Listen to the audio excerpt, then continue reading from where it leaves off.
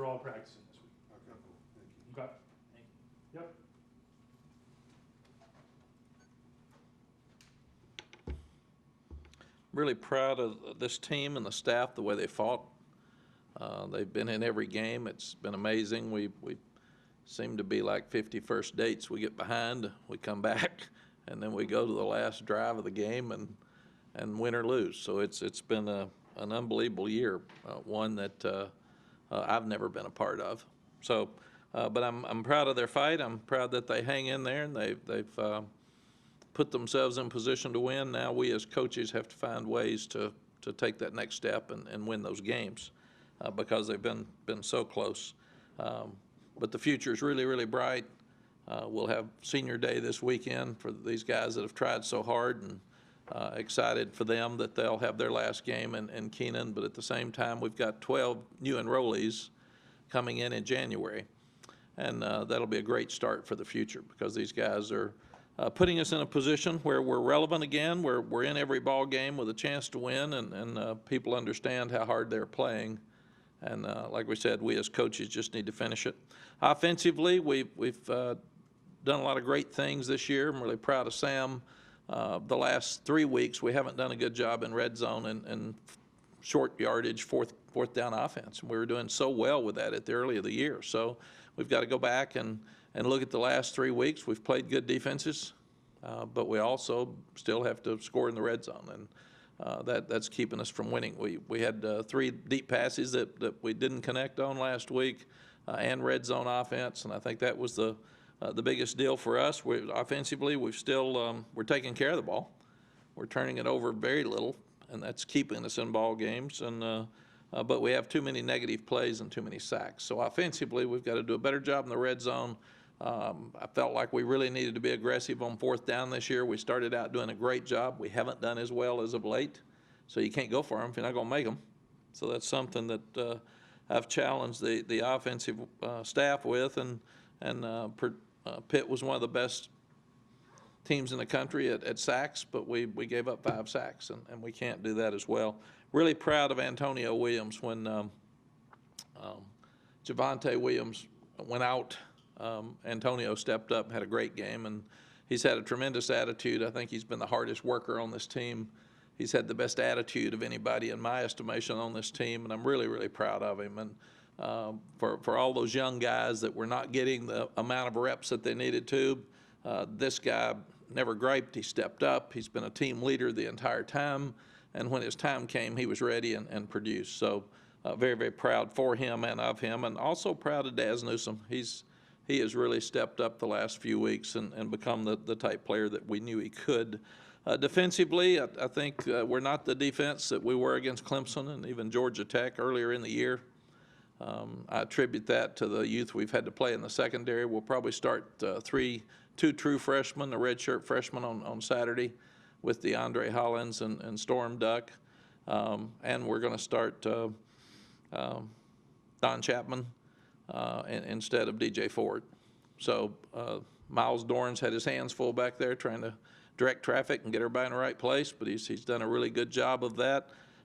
Again, it bodes really well for the future when you start looking at the youth that we're playing. But we've still got to get more pressure on the quarterback.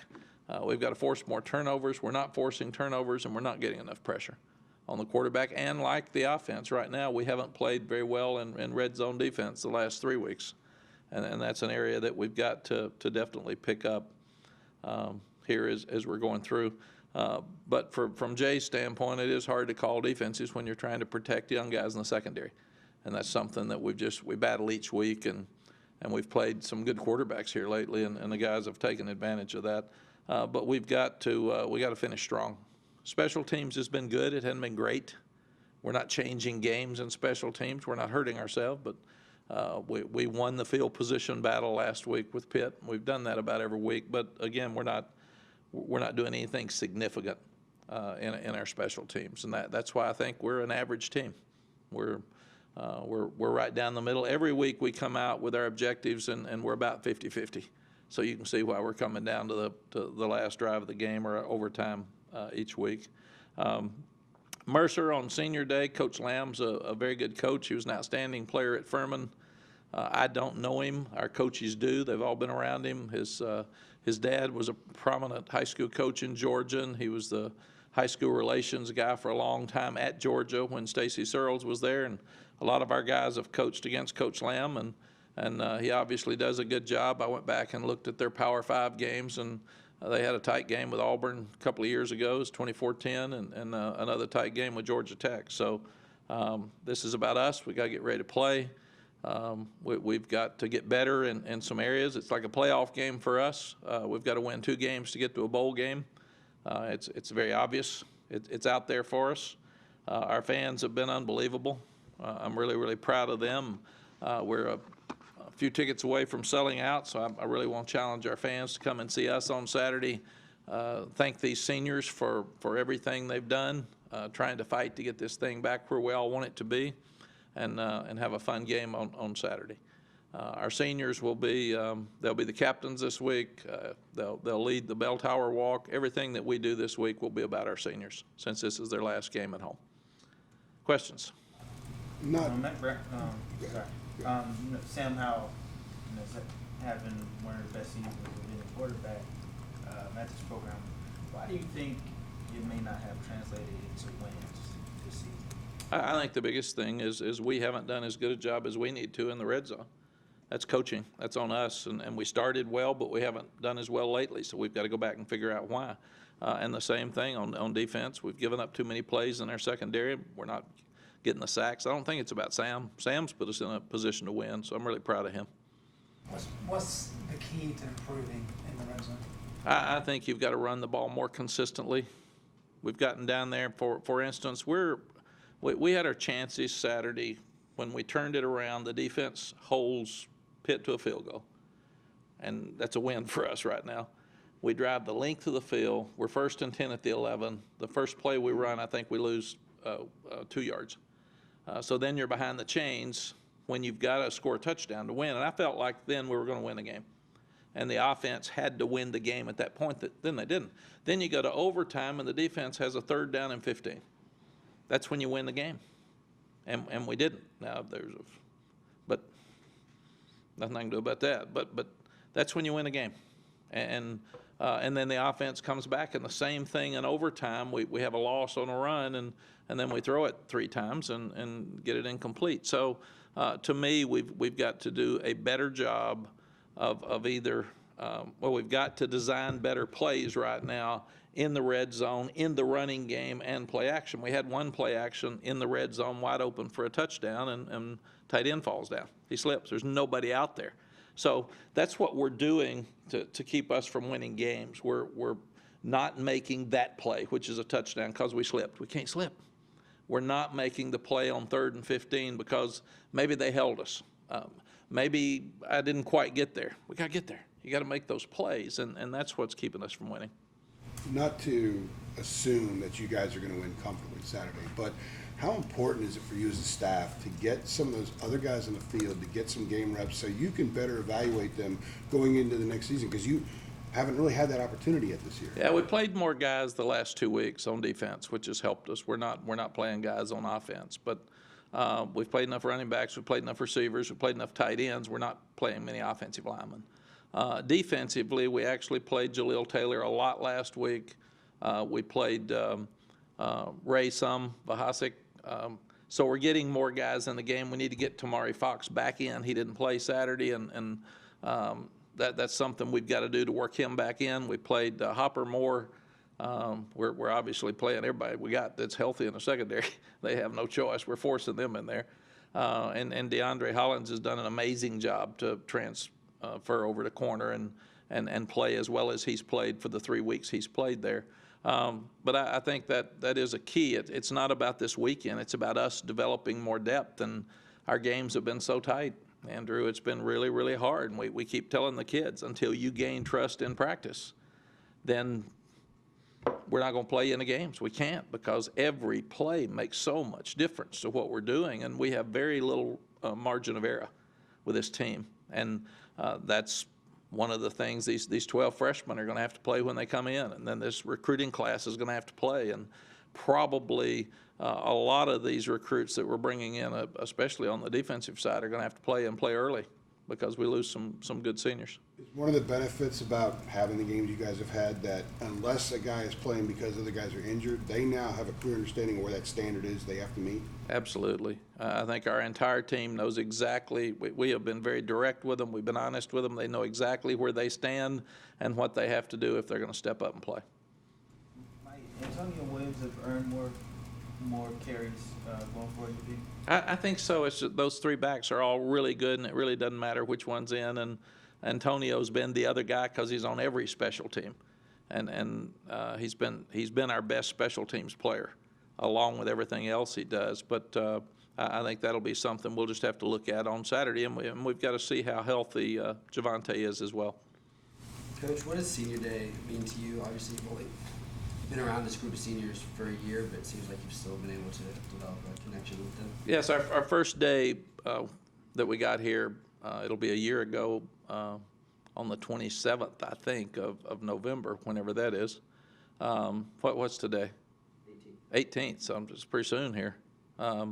Next week, it'll be a year. And the first thing we said is we're not going to talk about rebuilding because this is about seniors. And you guys, the last two groups of seniors didn't finish well. They're not going to remember their senior year in a really bright, positive, glowing way that we all like to, because what people do is say, how were you as a senior? How'd you do? How'd you win? And who'd you beat? And all that kind of stuff. And I wanted our seniors to do that. And our seniors will be known for the group that got this headed back in the right direction. They have done that, but now we need to finish right for them.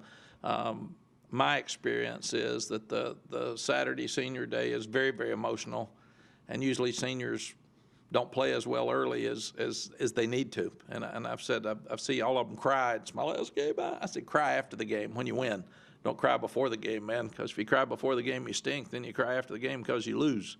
So we want happy tears on Saturday. We don't want sad. But we want it to get where it is a really special day for our fans to come and say thank you, and for our seniors to remember this the rest of their life. Who out of that group, folks that we might not know, which of those guys, those seniors, have kind of made an impact on you? It's really special for me to coach Miles Dorn because of his dad. I mean, how cool is that? I would think that very few, if any, coaches have ever been able to coach the dad and the son, and both of them start and both of them be really good players. So that's cool for me. Charlie Heck, playing all year with a broken hand. I mean, that unbelievable. He could have laid down, could have been the senior that said, I'm going to be drafted, so I don't care about this team. He's missed very little practice, much less games. Jason Strobridge has played most of the year with a high ankle sprain. So I would, Antonio Williams, I've talked about, I'd hire him today. If he's going to try the NFL. If that doesn't work, he's going to try TV. If that doesn't work, which I think both could work, I'm going to hire him to do something, because he's one of the neatest young people I've ever been around in my life. Every day he's upbeat and he picks me up when I'm down, and he's just a special young man. So I would say those three kids probably jumped out at me and changed my life more than anything else this year. Can you put into perspective how important it was that those guys bought into you quickly, and kind of how they've affected the rest of the program over the last 12 months? Yeah, I haven't felt any dissension. I haven't felt any second guessing at all. I've hated walking in there on Sunday when they've played their guts out and we've lost the games, and having to talk to them. And what we do every Sunday is show them why. Here's why we didn't win the game, and here's why we did win the game, and here's what you got to do to win it if you didn't, and here's what makes teams win games. And but they've been ready to play every week. I didn't think we were as passionate with Wake Forest and App State, but they tried hard. I thought we've been passionate every other week, and that's really hard to do. When you go back and what are you late for? We should have closed the door and not let him in and make him run. Don't ask. Don't ask. But I think that's been the blessing about this team for me and this staff. Everybody's trying so hard to get this thing fixed, and everybody wants to win. And first of the year, I said we won 2 quick ones, and then we lost a bunch of guys, and we haven't been as good, but they're still fighting. And I'm seeing now the appropriate disappointment with loss, and that's part of learning to win. Early, I thought, yeah, we were okay, we did good. And now they've been really devastated after the last couple of losses where they knew they had chances to win, and then we've been very direct and show them on video, this is the reason we lost the game. Here's 7 reasons, 7 plays that we lost the game, and we're down to plays now instead of games. So I really, really appreciate that they've been ready to play every week. How soon after you got here did you realize that even though it's a small group, you had a senior class that was buying in and they were going to positively affect the culture, and that you didn't have to worry about that element anymore? We met with the seniors and just sat down and talked to them. The seniors and the leadership committee have been very important for this group.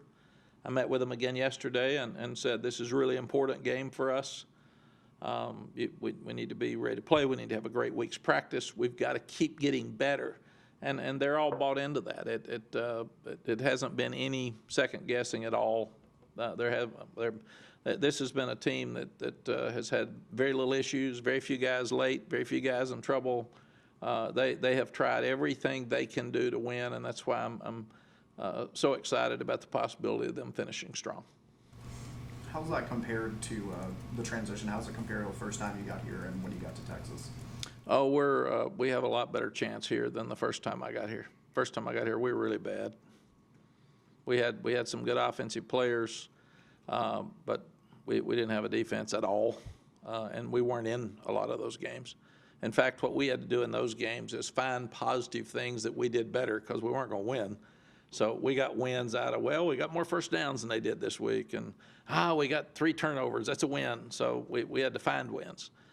This team has got it down to where they just want to win. They understand. We're trying to win games. We don't care about stats. We don't care about anything else except winning games and finding a way to win. How has it been culturally as far as making that shift? I mean, did you have more to overcome in those 2 other transitions that you've gone through recently? This transition was very similar to the transition we had at Texas. They were 4-7 the year before we got there. They had some good offensive players. They had the worst defense in the history of Texas football the year before. We were able to come out with Ricky Williams and win 9 that year. This is a year we could have won 9. You know, we had our chances. We just didn't do it, and that's on me and that's on our coaches. And I've been really, really hard on our coaches to understand that don't blame players, don't blame culture, don't anything's in it. Don't blame injuries. Anything you use as an excuse, except we need to find a way to help these kids win games better. Coach, speaking specifically of bowl eligibility, can you compare the pressure maybe you feel as the head coach to take this program back to bowl eligibility that you have right now with 2 games left in the season compared to the beginning of the season or whatnot, as far as your expectations for this program? I feel pressure every day to do everything right in this program, on and off the field. And I think we're doing things right off the field. We're close on the field. We're so close. So the pressure to beat South Carolina, nobody thought we were going to, but we did. And then the pressure to beat Miami, nobody thought we were going to, and then we did. And then everybody thought we might beat Wake and then App State, and we didn't. And then nobody thought we had a chance against Clemson. We nearly did, and then we beat Georgia Tech. So it's been an up and down year with expectations because the kids have probably exceeded expectations. If they win on Saturday, they've won as many games as we've won here the last 2 years. So they're definitely making progress.